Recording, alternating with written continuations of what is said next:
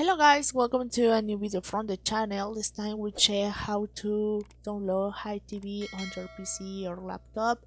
So let's start. Well, as you can see, this is an app for phone.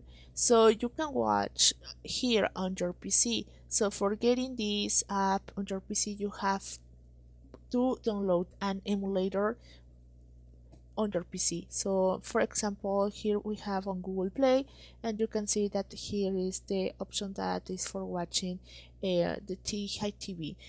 Then I recommend you to download this emulator that says BlueStacks.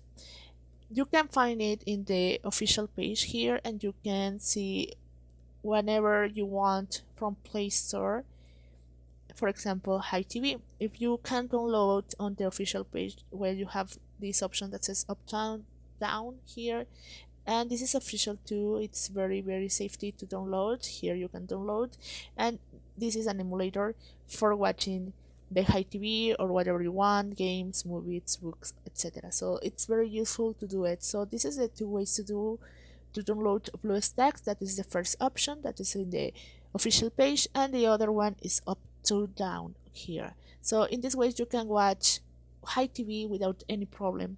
So guys, I hope this information helps you. Remember to subscribe and give like to this video.